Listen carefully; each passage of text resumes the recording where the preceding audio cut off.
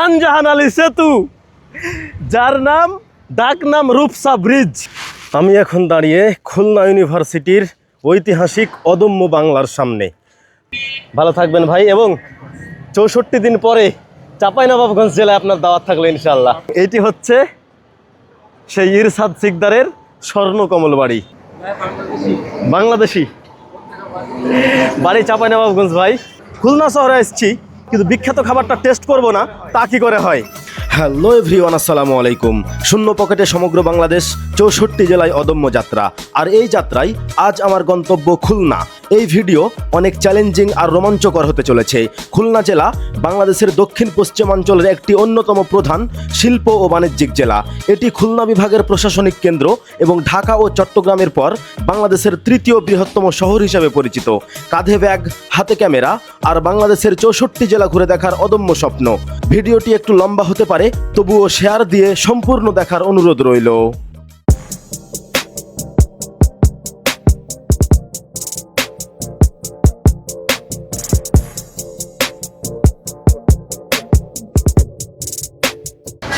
আলহামদুলিল্লাহ, আমাকে বলে দেয়া হয়েছে বাসের একদম সব পিছনের সিটে গিয়ে বসে যাইতে, এবং আমি চলে যাচ্ছি বাসের একদম সব পিছনের সিটে।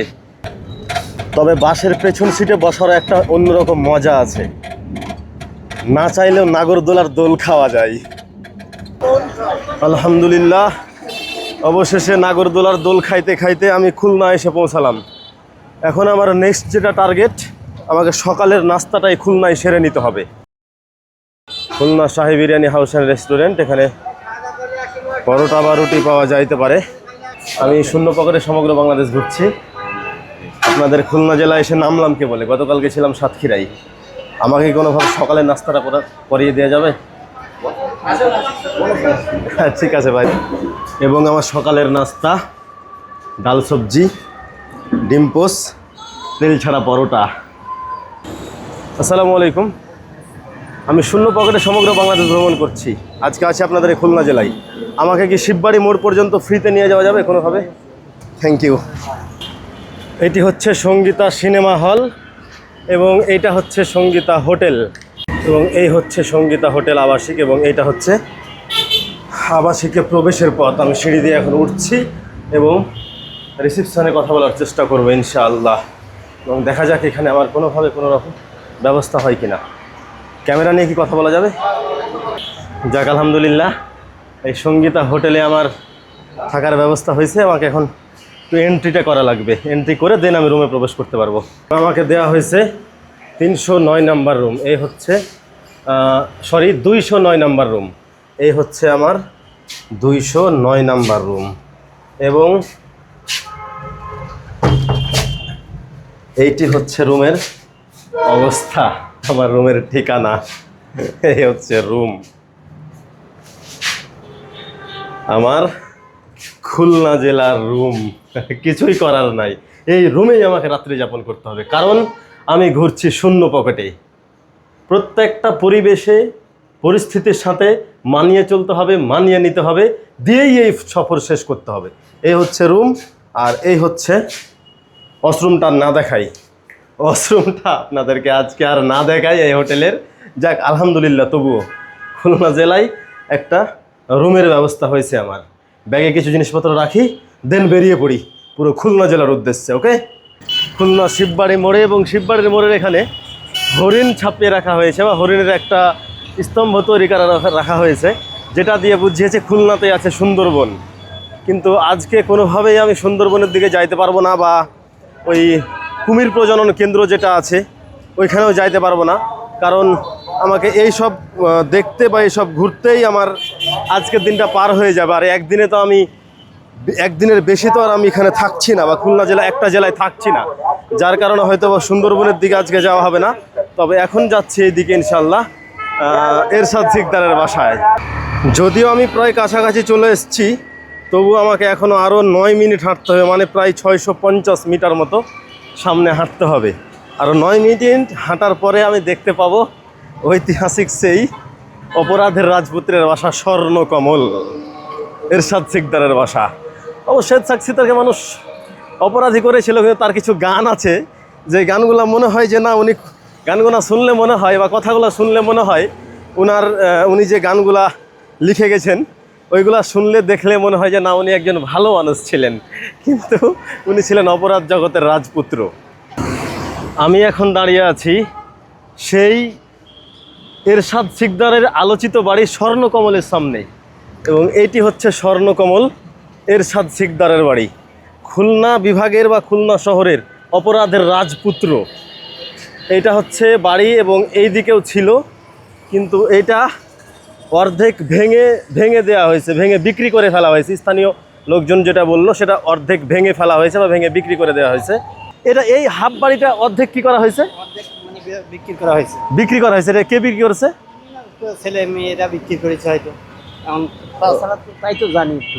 মানে আপনারা জানেন যে উনারই ছেলে মেয়ে বা উনারই কেউ বিক্রি করে দিয়েছে, বিক্রি। আর এটা এখন পরিত্যক্ত পড়ে আছে, এর ভিতরে কিছু নাই, কেউ থাকে না। ঠিক আছে ভাইজান, আসসালামু আলাইকুম। এইটা অর্ধেক বিক্রি করে ফেলা হয়েছে আর অর্ধেক এখন পরিত্যক্তভাবে পড়ে আছে। এইখানে আপাতত কেউই থাকে না এবং সম্পূর্ণ বন জঙ্গলে ভর্তি। 2004 সালে তার মৃত্যুদণ্ড কার্যকর হয়, তারপর থেকে এইখানে এই বাড়িটা এইভাবে পড়ে আছে। তার ফ্যামিলি বা তার কে কোথায় আছে কেউ কিচ্ছু জানে না, কারো কোনো খোঁজ নাই।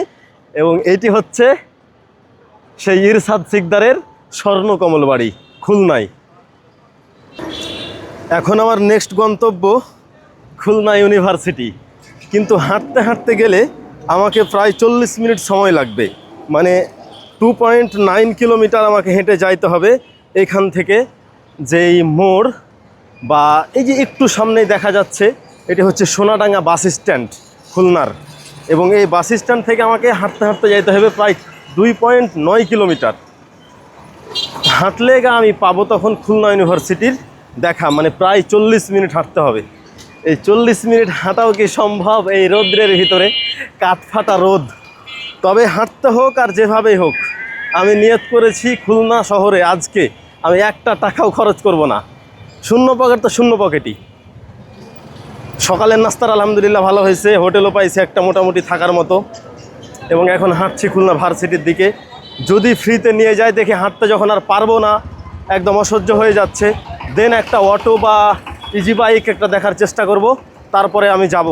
কিন্তু কোনোভাবেই আজকে আমি এই খুলনা শহরে পকেটের একটি পয়সাও খরচ করব না, টাকা তো দূরে থাকুক। বাংলাদেশি, বাড়ি চাঁপাইনবাবগঞ্জ ভাই। আপনাদের খুলনা জেলা আজকে ঘুরছি। হ্যাঁ,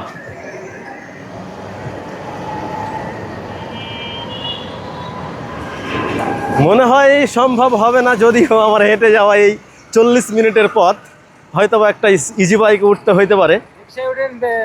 আমি কিন্তু শূন্য পকেটে ঘুরছি। ওকে, এই মামা আমাকে দেখে বললো ওঠেন, আপনাকে নামাই দিচ্ছি। যাই হোক, রিক্সাতে উঠলাম এবং মামাকে বললাম যে আমি কিন্তু শূন্য পকেটে। উনি শূন্য পকেটেই আমাকে নিয়ে যেতে রাজি হয়েছে। দেখা যাক কত দূর পর্যন্ত এই রিক্সায় যাইতে পারি। সামনে এটা গোল্লামারি মোড়, এবং এই মামা আমাকে এই প্রায় 2 কিলো মতো আগায় দিয়েছে, ধন্যবাদ। হ্যাঁ, এবং আমি এখন এই রাস্তা, এই যেটা মোড় গোল্লামারি বা গল্লামারি যে মোড়, এই মোড় পার হলেই একটা ব্রিজ আছে, এই ব্রিজটা পার হলেই ভার্সিটি। এখন আমাকে এখানে হাঁটতে হবে বাধ্য, কারণ এখানে তো আর তেমন কোনো অটো বা ইজি বাইক পাওয়া পসিবল না, বা কোনো পসিবিলিটি নাই, যার কারণে আমাকে বাধ্য হেঁটেই যাওয়া লাগবে। হেঁটে আমি এই মোড়ের এই দিকে যাব, যে একটা ব্রিজ আছে, ব্রিজটা পার হব। ব্রিজটা পার হলে ইনশাল্লাহ পেয়ে যাব ভার্সিটি। এবং এই চিপা চাপা অটো রিক্সা আর মোটর সাইকেলের মধ্যে দিয়ে আমি যাচ্ছি। এই হচ্ছে রাস্তা, মানে পার হওয়ার কোনো ওয়ে নাই, মানে কোন দিক দিয়ে যে যাব এর কোনো ওয়ে নাই। যাক, শেষ পর্যন্ত ওই ব্যস্ত রাস্তা ছেড়ে দিয়ে এই রাস্তা ধরলাম। দেখা যাক আর একটু হাঁটলে নাকি পাওয়া যাবে। অবশেষে আমি খুলনা ইউনিভার্সিটির সামনে, এবং আমার সামনে এখন খুলনা ইউনিভার্সিটির প্রবেশদ্বার। দেখি আমি ওখানে গিয়ে কথা বলে প্রবেশ করতে পারি কিনা, কারণ খুলনা ইউনিভার্সিটির অবাধে প্রবেশের কোনো ওয়ে নাই, চাইলেই প্রবেশ করতে পারা যাবে না। এখন দেখা যাক আমি বলে কোনোভাবে ভিতরে প্রবেশ করতে পারি কিনা। আমার পিছনে ওইটা মেন গেট, এবং আমি মেন গেট দিয়ে ঢুকেছি। তো মেন গেটে ঢোকার অনুমতি আমাকে দিয়েছে, তবে বলেছে আমাকে পিছনের যে পতাকাটা ছিল আমাকে ওই পতাকাটা গুটিয়ে ফেলতে। আমি পতাকাটা গুটিয়ে ব্যাগের ভিতরে নিয়ে নিয়েছি।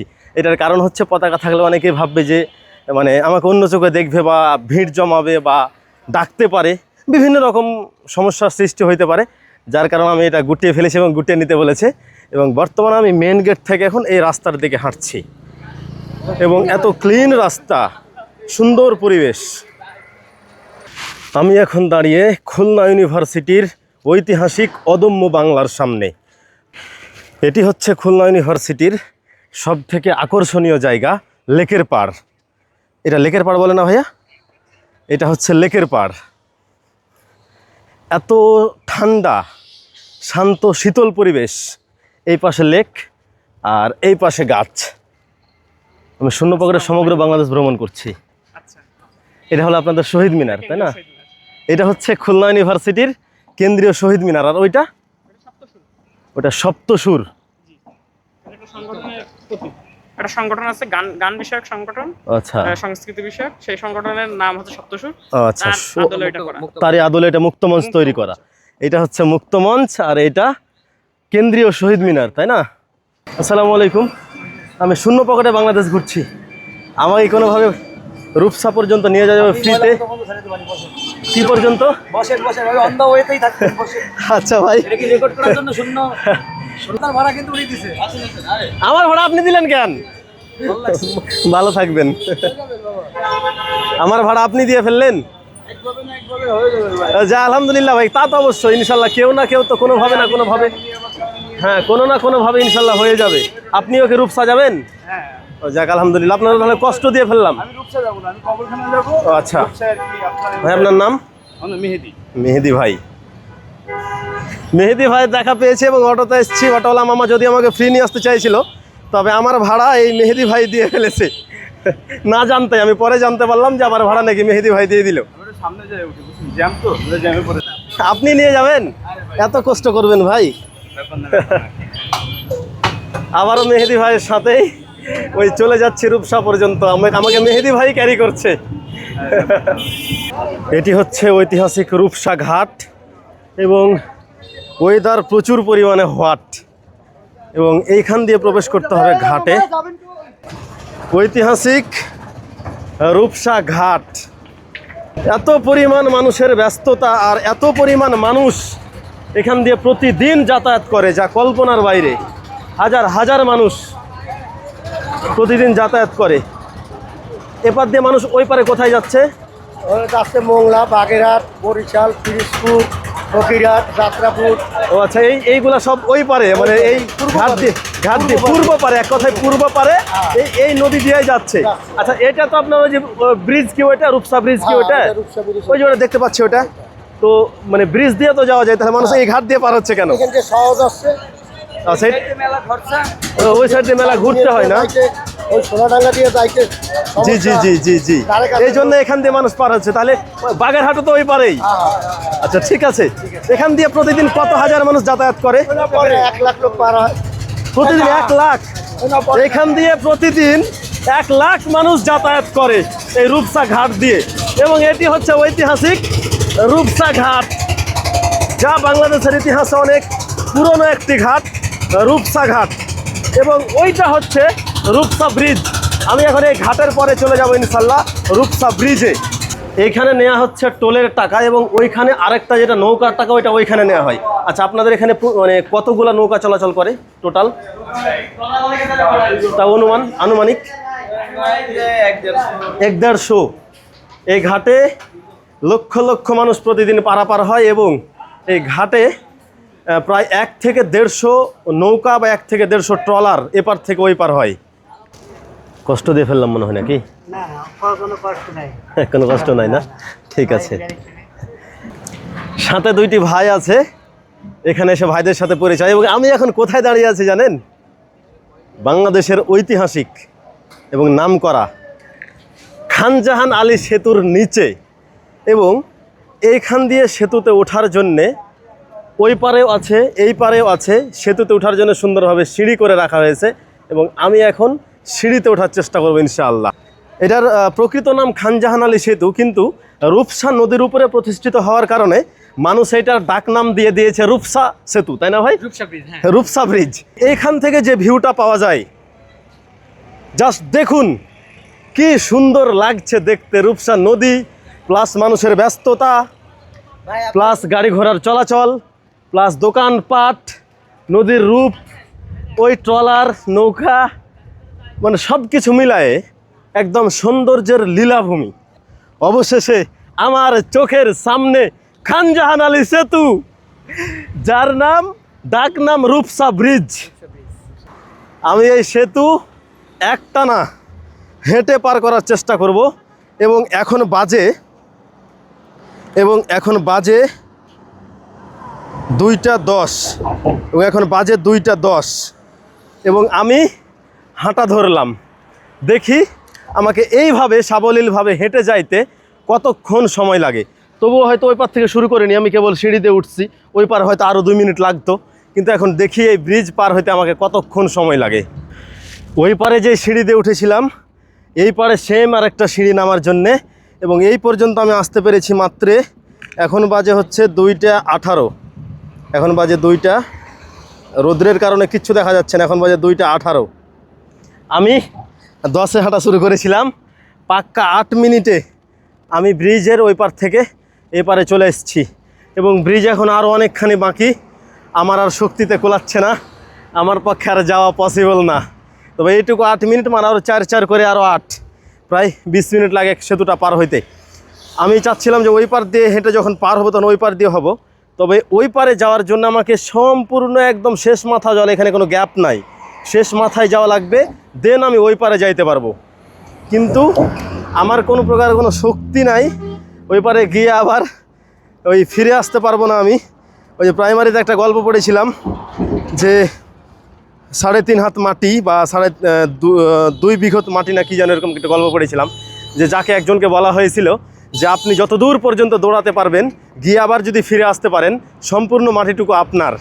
কিন্তু সে ইচ্ছামতো গিয়েছে, কিন্তু আর ফিরে আসতে পারেনি, ওখানে মৃত্যুবরণ করেছে, এবং তার মাটিও পাওয়া হলো না, কিছুই পাওয়া হলো না। তাকে 3.5 হাত মাটিতে কবর দেওয়া হয়েছিল, এই জন্যই গল্পটার নাম রাখা হয়েছিল 3.5 হাত মাটি। ওই রকম ভাই, আমি ও পারে যাইতেও পারবো না সম্পূর্ণ, ওই পার থেকে ফিরে আসা আমার পক্ষে ইম্পসিবল। এবং এই রৌদ্রের ভিতরে, কড়া রৌদ্রের ভিতরে আমি ব্রিজে হাঁটছি, আমার একদম শক্তি নাই, তবে শান্তি লাগছে এই পরিবেশগুলো দেখে। জাস্ট দেখুন কি সুন্দর লাগছে। এত উঁচু থেকে বাড়িগুলা বা ঘরগুলা ছোট ছোট আকারে ঘর বাড়ি লাগছে, এবং জাহাজগুলা কি সুন্দর, ওই দূরে যে জাহাজগুলা কি সুন্দর লাগছে দেখতে। অমায়িক রূপবতী এই রূপসা নদী, আর এই রূপের কারণেই এই নদীর নাম রাখা হয়েছে রূপসা। এবং ওই পারে, এই পারের পরে যেটা দেখা যাচ্ছে ওইটা রেল লাইন, ওইটা সম্পূর্ণ রেল লাইন, এবং এইটা হচ্ছে ব্রিজ, রূপসা ব্রিজ। আমি সিঁড়ি থেকে সিঁড়ি পর্যন্ত মাত্র 8 মিনিটে হেঁটে পার হয়েছি। সিঁড়ির ওই পারে যাইতে আরও 3 থেকে 4 মিনিট লাগবে, আবার ওই পারেও 3 থেকে 4 মিনিট। আমার পক্ষে যাওয়ার কোনোভাবেই পসিবল না, আমি এখনই হাঁটতে পারছি না, মানে আমি এখন অলরেডি নদীর মধ্যখানে দাঁড়িয়ে, রূপসা ব্রিজের প্রায় মিডিল বলা যায়। সত্যি বলতে আমার শরীর আর চলছে না, শরীর আর সাই দিচ্ছে না, তবুও আমাকে হাঁটতে হবে আরও অনেকটা পথ, এবং এই পথ দিয়ে চলে যাব আমি গল্লামারা মোড়, এবং গল্লামারা থেকে যাব 0 পয়েন্ট, যেখানে চুই ঝাল দিয়ে গরুর মাংস রান্না হয়, এবং এইটা এই খুলনা শহরের বিখ্যাত খাবার। খুলনা শহরে এসেছি, কিন্তু বিখ্যাত খাবারটা টেস্ট করব না তা কী করে হয়? তবে আমি একটা রুট ভুল করেছি, আগে ভার্সিটি না গিয়ে আগে এইখানে আসা লাগতো, দেন আমাকে ভার্সিটি গিয়ে 0 পয়েন্ট যাওয়া লাগতো, কারণ আবার 0 পয়েন্ট যাওয়া লাগে ভার্সিটির পথেই। আমি ভার্সিটি থেকে এখানে এসেছি, আবার আমাকে যাওয়া লাগবে ভার্সিটির সামন দিয়াই 0 পয়েন্ট। তবুও কিছু করার নাই, মাংসের টেস্ট আমাকে নিতেই হবে, চুই ঝালের টেস্ট আমাকে নিতেই হবে। খুলনায় এসেছি, খুলনার বিখ্যাত খাবার আমাকে টেস্ট করতেই হবে। ব্রিজের ওপর দিয়ে আমি যাচ্ছিলাম যে সরাসরি 0 পয়েন্ট যাব এবং চুই ঝালের স্বাদ নিব, তবে মনে হয় না যে 0 পয়েন্টের ওই বিখ্যাত চুই ঝালের স্বাদ আর নেওয়া হবে, কারণ আমি ব্রিজটা পার হয়েছি। এর ভিতরে এক ভাই আমাকে ফোন দিছে, বলল ভাই আমি রয়্যাল মোড়ে আছি, আপনি অনুগ্রহ করে যেভাবেই হোক এখানে আসেন, আপনার জন্য আমি না খেয়ে আছি, দুপুরের খাবারটা একসাথে খাবো বলে। আমি ওনাকে কেমনে নিরাশ করি, আমার ওই 0 পয়েন্টে চুইঝালে স্বাদ যাওক, এখন দেখি এখানে কপালে কী আছে। এই জন্য আমি আবার নেমে গেলাম, ওই পার দিয়ে হুদায় ঘুরে আবার এই পার দিয়ে নেমে এখন এপার দিয়ে যাচ্ছি। এবং এখন আপাতত যাব আমি ওই রয়্যাল মোড়ের ওইখানে, ময়লা পোতানা কি একটা জায়গা আছে, ওইখানে উনি আছেন এবং ওনার সাথে দেখা হইলে দুপুরের খাবারটা হবে। এখানে একটি অটো আছে, দেখা যাক কিনাকে বলে। আসসালামু আলাইকুম, আমি শূন্য পকেটে সমগ্র বাংলাদেশ ভ্রমণ করছি, আমাকে একটু রূপসা ঘাট পর্যন্ত নিয়ে যাওয়া যাবে শূন্য পকেটে? ঠিক আছে ভাই, ধন্যবাদ। আসসালামু আলাইকুম, আমি শূন্য পকেটে সমগ্র বাংলাদেশ ভ্রমণ করছি, আজকে আছি আপনাদের খুলনা জেলায়, আমাকে কোনোভাবে ফ্রিতে রয়্যাল মোড় পর্যন্ত নিয়ে যাওয়া যাবে? ওকে, আমি আছি শূন্য পকেটে, আমাকে আপনি ফ্রি নিয়ে যাবেন? আমি রয়্যাল মোড় পর্যন্ত যাব। কবরস্থান পর্যন্ত নিয়ে যাবেন ফ্রিতে? যাক আলহামদুলিল্লাহ, চলেন কবরস্থান পর্যন্তই যাই, তারপর ওখান থেকে রয়্যাল মোড় নাকি? আচ্ছা ঠিক আছে, ধন্যবাদ মামা। শামীম হোটেলের চিকেন বিরিয়ানি ভাই খাওয়াচ্ছে, কিন্তু ভাইকে অতিরিক্ত জোর করেও আমি খাবে না ভাই, বা ভাই নাকি বাসা থেকে খেয়ে এসছে, আমার জন্য অপেক্ষা করছিল, দেন আমাকে খাওয়াচ্ছে, কিন্তু ভাই খাচ্ছে না। এটা খারাপ না ভাই, বলেন? ওই তো খারাপ লাগা ভাই, আপনি বসে থাকেন, আমি খাবো। যদিও খাবার সামনে আমি বসে আছি, এটাও একটা কষ্ট, কারণ আমি সারাদিন খাইনি। যাক আলহামদুলিল্লাহ, ভাই খাওয়াচ্ছে। এখানে হচ্ছে বিরিয়ানি, মরিচ, শসা, লেবু।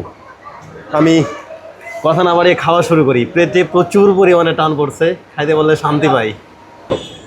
খাওয়া দাওয়া শেষ করে বের হয়ে ভাই আমাকে নিয়ে যাচ্ছে কি হাদিস পার্ক, খুলনা জেলার ঐতিহাসিক হাদিস পার্ক। আমার শরীর সায় দিচ্ছে না, তাই যাইতে চাচ্ছিলাম না, কিন্তু ভাইয়ের সাথে যাওয়ার লোভটাও সামলাইতে পারলাম না। ভাইয়ের বাড়ি কিন্তু কোথায় জানি বললেন? সাতক্ষীরা। ভাইয়ের বাড়ি কিন্তু সাতক্ষীরা, কিন্তু লেখাপড়ার সুবাদে থাকে এই খুলনা জেলায় বা খুলনাতে। সাতক্ষীরা তো খুলনা বিভাগেরই একটা জেলা। ওইখান থেকে সাতক্ষীরারও ভিডিও ভাই দেখছে, দেন আমাকে ফোন দিছে। ভাই আলহামদুলিল্লাহ খাওয়াইলো এবং যাচ্ছি ভাইয়ের সাথে এখন হাদিস পার্ক। জাস্ট দেখুন শহীদ মিনারটা কি সুন্দর লাগছে দেখতে, আর উপরের আকাশটা মনে হচ্ছে আর একটু হলেও শহীদ মিনারটা আকাশ ছুঁয়ে ফেলবে। কি সুন্দর লাগছে, মনোরম পরিবেশ। যদিও এইখানে না উঠলে এই শহীদ হাদিস পার্কের আশা সম্পূর্ণ বৃথা, তবে আমার কোনো শক্তি নাই বর্তমানে। সারাদিন পরে এখানে ওঠার কোনো প্রকার শক্তি, ইচ্ছা, অনুভূতি, এনার্জি কোনো কিছুই আমার নাই, তাই আমি এখানে উঠলাম না। তবে এখানে উঠলে মেবি পার্কটা সম্পূর্ণরূপে দেখা যাইতো, তবে আমি এখানে না উঠি, এই দিক দিয়ে রাউন্ড দিয়ে বের হয়ে যাবো ইনশাআল্লাহ। তবে খুলনা শহরের যান্ত্রিকতার ভিড়ে এক টুকরো শান্তি হয়তো এই শহীদ হাদিস পার্ক, এবং এইখানে খুব সুন্দর মনোরম পরিবেশ। আলো পড়ে গেলে বা রোদ কমে গেলে অনেকটা ঠান্ডা একটা পরিবেশ, এই পারের লেক, এবং খুব সুন্দর পরিবেশ। আর এই জায়গাটা সব থেকে প্রিয় হচ্ছে কপোতিদের জন্যে, তারা নির্দ্বিধায় নির্বিঘ্নে লম্বা সময় কাটাতে পারে এই শহীদ হাদিস পার্কে। খাওয়া দাওয়া করাইলো, পার্কে ঘুরাইলো, রিক্সাতেও তুলে দিল, এবং এখন যাচ্ছি আমার শেষ মুহূর্তের রুমে এবং আমার রাত কাটানোর গন্তব্যস্থলে। ভালো থাকবেন ভাই, এবং 64 দিন পরে চাঁপাইনবাবগঞ্জ জেলায় আপনার দাওয়াত থাকলো ইনশাআল্লাহ। ওকে, ঠিক আছে ভাই, আল্লাহ হাফেজ। চলেন। অ্যান্ড দেন অবশেষে ফিরে আসলাম আমি আমার এই খুলনা জেলার ভাঙাচোরা রুমে। আমার এই ভাঙাচোরা রুম মানিয়ে নিতে হবে, পরিবেশের সাথে নিজেকে খাপ খাইয়ে নিতে হবে, দেন 64 জেলা কাভার করতে হবে। দোয়া রাখবেন ইনশাআল্লাহ, এবং আগামীকাল দেখা হচ্ছে বাগেরহাট জেলা। সেই পর্যন্ত ভালো থাকবেন, সুস্থ থাকবেন। জাযাকাল্লাহু খাইরান। আসসালামু আলাইকুম।